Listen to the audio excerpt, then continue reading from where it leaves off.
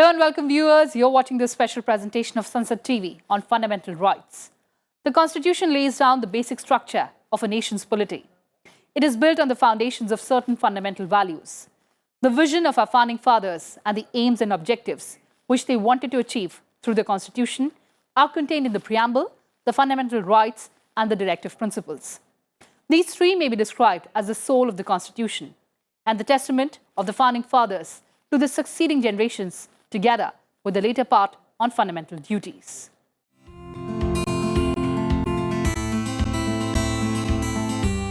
Constitutional guarantees for the human rights of our people were one of the persistent demands of our leaders throughout the freedom struggle. The framers of our Constitution sought to unite our very vast country with great diversity of languages and creeds within a common bond of constitutional justice based on the ideals of liberty, equality, fraternity, and justice. The framers of our Constitution showed an uncompromising respect for human dignity, an unquestioning commitment to equality and non-discrimination, and an abiding concern for the poor and the weak.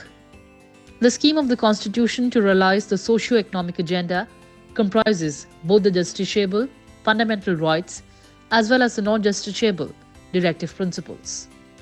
Rights are defined as the claims of an individual that are essential for the development of his or her own self and that are recognized by the society or the state. These are legal, social, or ethical principles of freedom or entitlement and are the fundamental normative rules about what is allowed to people or owed to the people. Rights are often considered fundamental to civilization, being regarded as established pillars of society and culture. But the rights have real meaning only if individuals perform their duties. A duty is something that someone is expected or required to do. In fact, rights and duties are two wheels on which the chariot of life moves. Thus, any right comes with an unstated, implicit obligation to show respect for the rights of others. The obligations that accompany the rights are in the form of duties. If we have the right to enjoy public facilities like transport or health services, it becomes our duty to allow others to avail the same, which means that we ensure they are not damaged or impaired for use by others. If we have the right to freedom, it becomes our duty not to misuse this and harm others. Fundamental rights are the basic human rights enshrined in the Constitution of India, which are guaranteed to all citizens. They are applied without discrimination on the basis of race, religion, or gender. Fundamental rights are different from ordinary legal rights in the manner in which they are enforced. Long before the UN Declaration of Human Rights in 1948, Father of the Nation Mahatma Gandhi stated in the Second Roundtable Conference in London that his aim was to establish a political society in India in which there would be no distinction between high class of people and low class of people, that women should enjoy the same rights as men, and dignity, justice, social, economic and political would be ensured to the teeming millions of India. The Constitution of India provides for 6 fundamental rights. First and foremost is the right to equality. It has 5 provisions from Articles 14 to 18 to provide for equality before the law or for the protection of law to all persons in India, and also to prohibit discrimination on the grounds of religion, race, caste, sex or place of birth. Equality before law means that Constitution guarantees that all citizens will be equal before law. It means that everyone will be equally protected by the laws of the country. No person is above the law. There will be no discrimination on the basis of religion, race, caste, sex, or place of birth. The state cannot discriminate against any citizen. This is necessary to bring about social equality. Every citizen of India has equal access to shops, restaurants, places of public entertainment, or in the use of wells, tanks, or roads without any discrimination. However, the state can make special provisions or concessions for women and children. Equality of opportunity to all citizens in matter of public employment. While the state cannot discriminate against anyone in the matter of public employment, all citizens can apply and become employees of the state. Merits and qualifications will be on the basis of employment. However, there are some exceptions to this right. There is a special provision for the reservation of posts for citizens belonging to scheduled castes, scheduled tribes, and other backward classes. Abolition of untouchability. Well, this means that practicing untouchability in any form has been made punishable offence under the law. Abolition of titles. This means that all the British titles like Sir or Knighthood or Rai Bahadur, which were given to the British loyalists during the British rule, have been abolished because they created distinctions of artificial nature. However, the President of India can confer civil and military awards to those who have rendered meritorious service to the nation in different fields. Civil awards like the Bharat Ratna, Padma Vibhushan, Padma Bhushan and Padma Shri and military awards are conferred. The Constitution of India also provides the right to freedom to all its citizens. The right is stipulated under Articles 19 to 22. 4 categories of rights to freedom include: Article 19 of the Constitution provides for 6 freedoms: freedom of speech and expression, freedom to assemble peacefully without arms, freedom to form associations and unions, freedom to move freely throughout the territory of India, freedom to reside and settle in any part of India, freedom to practice any profession or to carry on any occupation, trade or business. The purpose of these freedoms is to build an environment for the proper functioning of democracy. Protection in respect of conviction. Article 20 of the Constitution provides for protection in respect of conviction for offences. No one can be convicted for any act that was not an offence at the time of its commission, and no one can be given punishment greater than what was provided in the law prevalent at the time of its commission. Protection of life and personal liberty. Article 21 provides that no one can be deprived of his or her life or personal liberty except according to the procedure established by the law. Protection against arrest and detention in certain cases. Article 22 says that whenever a person is arrested, he or she should be informed as soon as it is possible of the grounds for arrest and should be allowed to consult and to be defended by a legal practitioner of his or her choice. Traditionally, the hierarchical Indian society has encouraged exploitation in many forms. The Constitution, however, has provisions against exploitation. Citizens are guaranteed protection against exploitation through Articles 23 and 24 of the Constitution. In case of prohibition of traffic in human beings and forced labour, traffic in human beings and beggar and other similar forms of forced labour are prohibited. In case of prohibition of employment of children in factories, there is a provision that no child below the age of 14 years shall be employed to work in any factory or mine or engaged in any other hazardous employment. One of the objectives in the preamble is to secure to all citizens liberty of belief, faith and worship. Since India is a multi-religious country where Hindus, Muslims, Sikhs, Christians and many other communities live together, the Constitution declares India as a secular state. It means that Indian state has no religion of its own, but it allows full freedom to all citizens to have faith in any religion, to worship the way they like. This right, however, should not interfere with the religious beliefs and ways of worship of other fellow beings. This freedom is available to the foreigners as well. In respect of the right to freedom, the Constitution makes 4 provisions under Articles 25 to 28.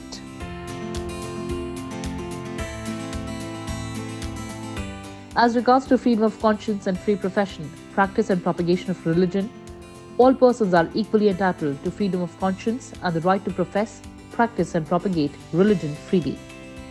However, it does not mean that one can force another person to convert his or her religion by force or allurement. Also, certain inhuman, illegal and superstitious practices have been banned.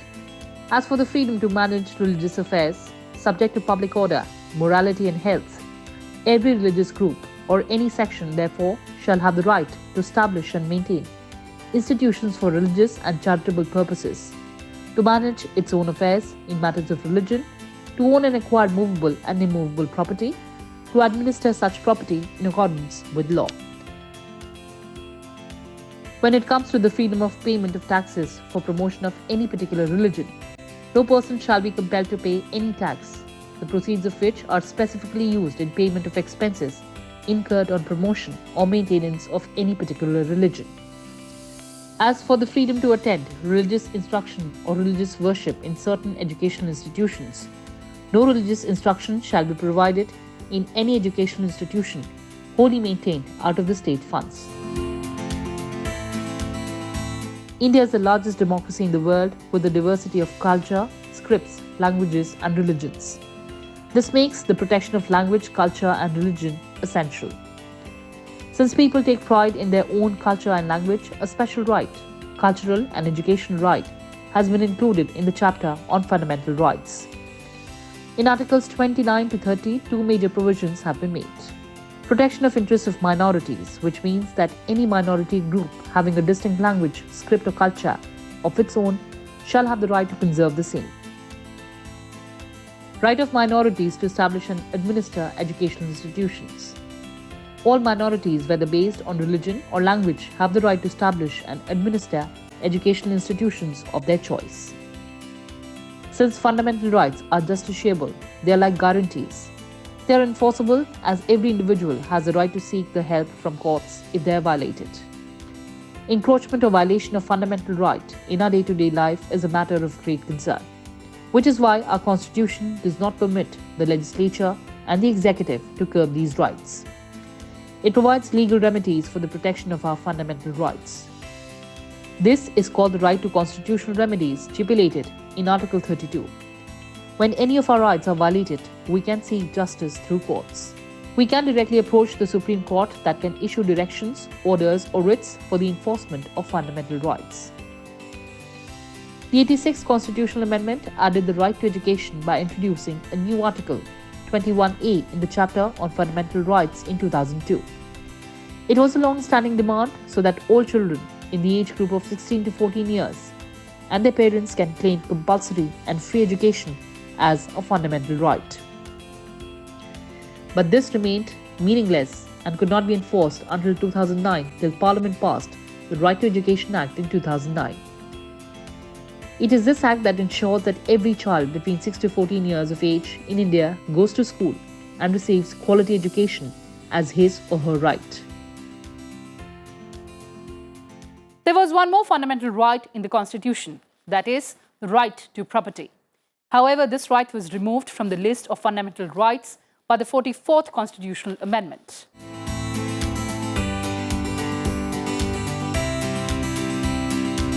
This was because the right proved to be a hindrance towards attaining the goal of socialism and redistributing wealth equitably among the people. The right to property is now a legal right and not a fundamental right. Fundamental rights are not absolute rights. They have reasonable restrictions, which means they are subject to the certain conditions of state security, public morality, decency, and friendly relations with foreign countries.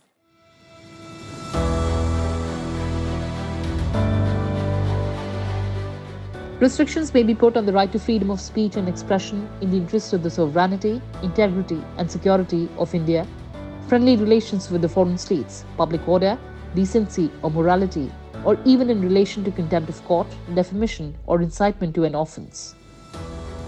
Right to assemble peacefully and without arms may be restricted in the interests of the sovereignty and integrity of India. The right to form associations or unions may have restrictions in the interests of public order.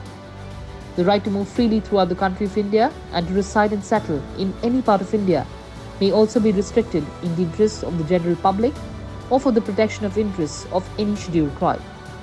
Right to practice any profession or carry on any occupation, trade or business may have restrictions in the interests of the general public.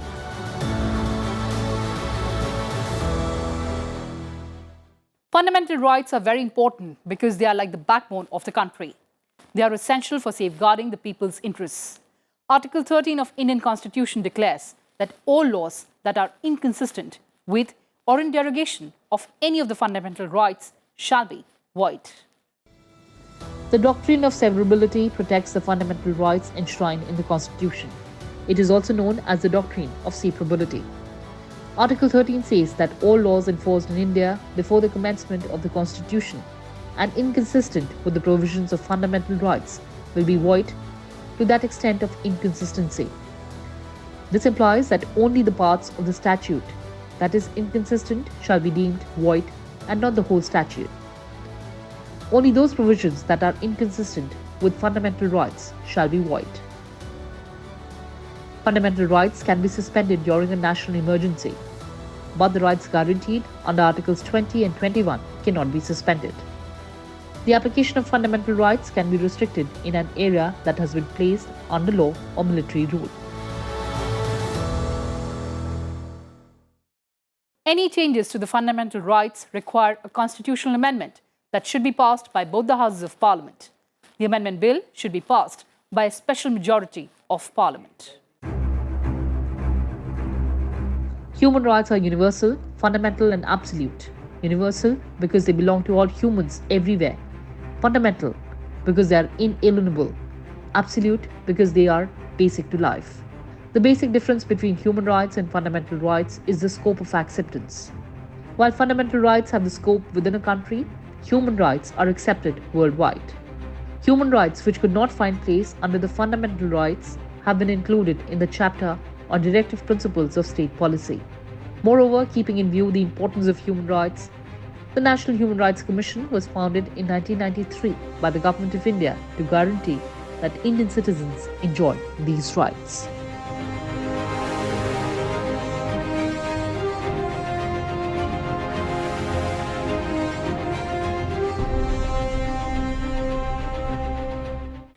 Well, viewers, that's all we have for you in this edition. Thanks for watching and stay tuned to Sansad TV. Goodbye from my side for now.